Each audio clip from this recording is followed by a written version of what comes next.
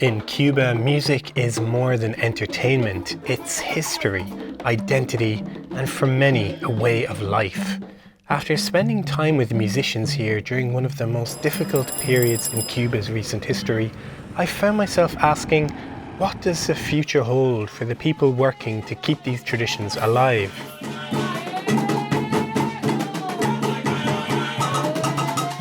Bata drumming is a central part of Afro-Cuban culture, originating among the Yoruba people of present-day southwestern Nigeria. The Bata tradition arrived in Cuba during the transatlantic slave trade. Traditionally performed on a set of 3 double-headed drums, Bata is closely associated with the religious traditions collectively known in Cuba as Regla de Ocha or Santeria.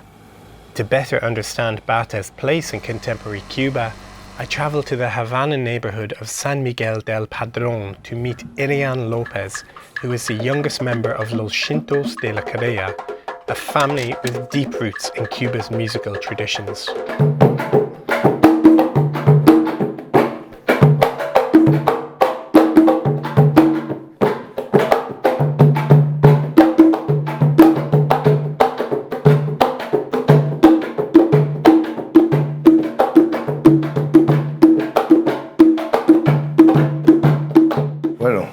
El tambor bata, esto es un tambor de fundamento, esto que tenemos aquí. Y es un tambor de auricular, uno que es para ensayar, para artístico, y este es religioso. Pero es el mismo bata, no tiene una diferencia. Hay que acordarse que nuestra religión es nuestra cultura, y nuestra cultura es nuestra religión. Entonces lo que busco yo es tratar de llevarlo.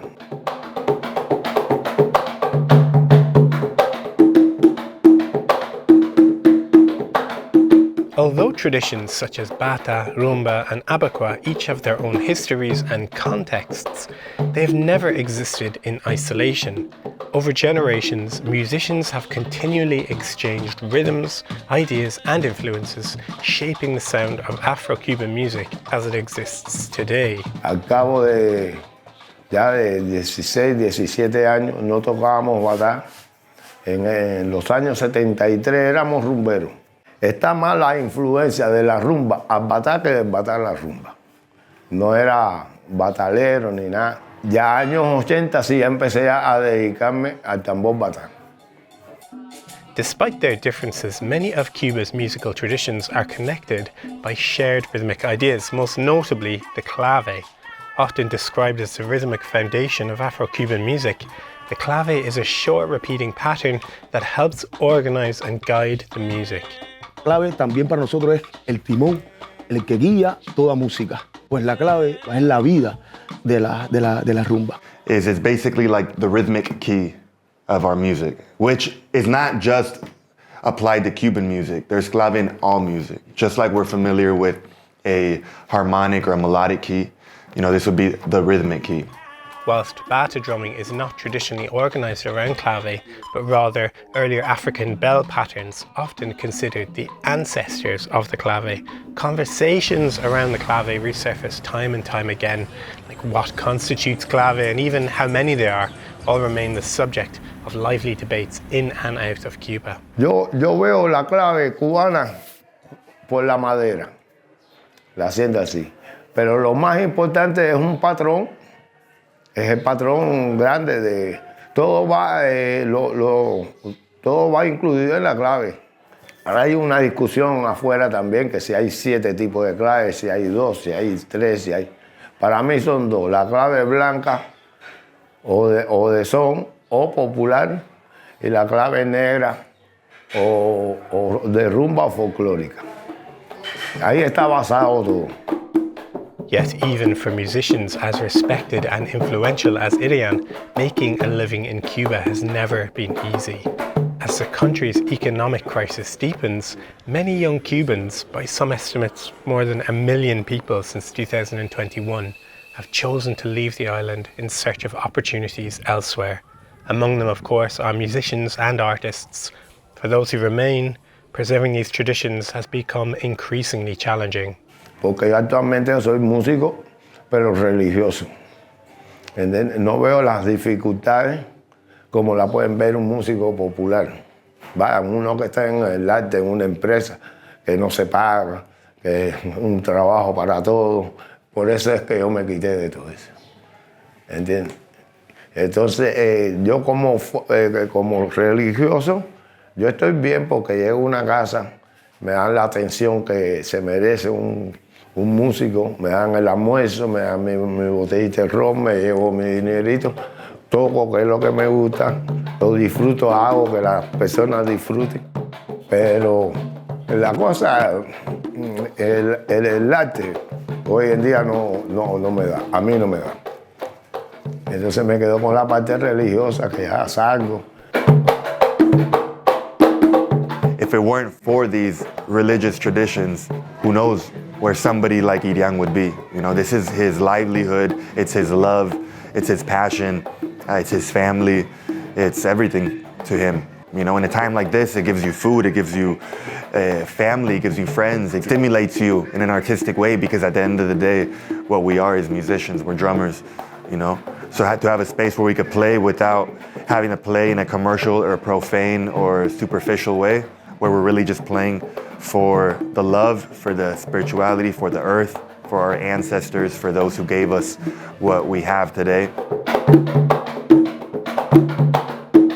As the days passed during my trip, an already challenging situation seemed to grow more difficult with each passing day. Things are moving very quick, you know, less gas in this country, less electricity. A lot of hotels are closing down. A lot of public transportation is closing down. Schools are closing down. So a lot of these private-owned businesses, which kind of were, you know, self-reliant or self-sustained, that gave us hope.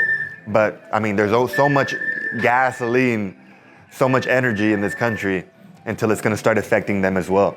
Before my flight left the following day, and what would prove to be the final day of scheduled flights before Cuba ran out of Jet A fuel, I had one evening left in Havana to reflect on my time on the island. So guys, this feels like the right place to finish up this story, my hopefully first of many journeys to Cuba. This is the Havana Malecón, I think is how it's pronounced, and it's just this huge, big bench that borders one whole side of the city, of course, looking out at the ocean, looking out towards America. Apparently a lot of people come here during the blackouts to catch up with friends, to dream, to scheme, maybe plan their exit from Cuba even, looking out over to the US. And this is my last night on the island, but it just really speaks to the challenges that people are facing now. Like, I was speaking to somebody else earlier today, and they're saying they're number 3,000 in the queue to get 3 liters of gas for their Vespa.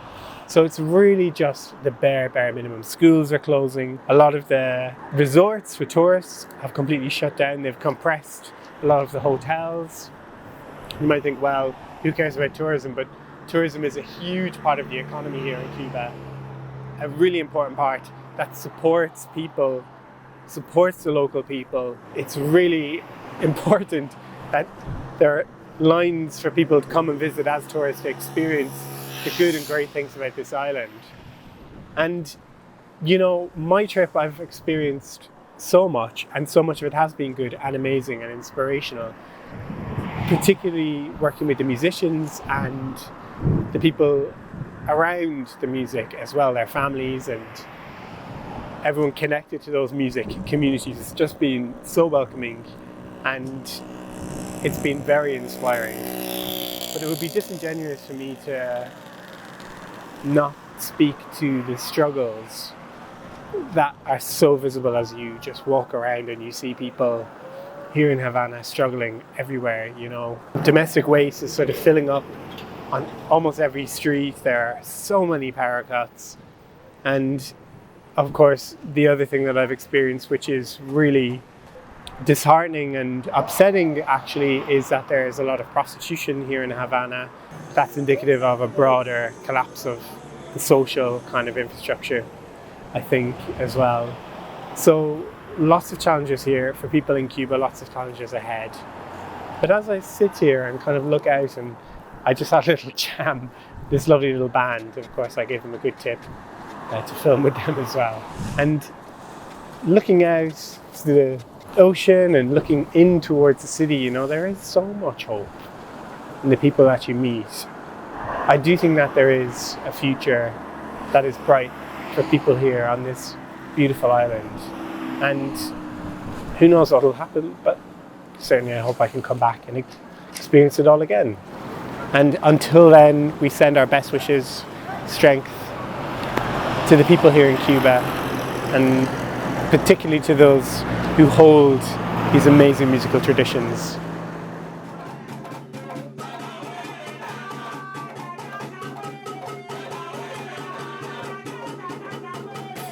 Thank you so much for taking the time to watch this film. This documentary series has been a real labour of love, and every film on this channel is created completely independently, driven really by my own curiosity and passion for this music, and a desire to document and share these truly extraordinary traditions.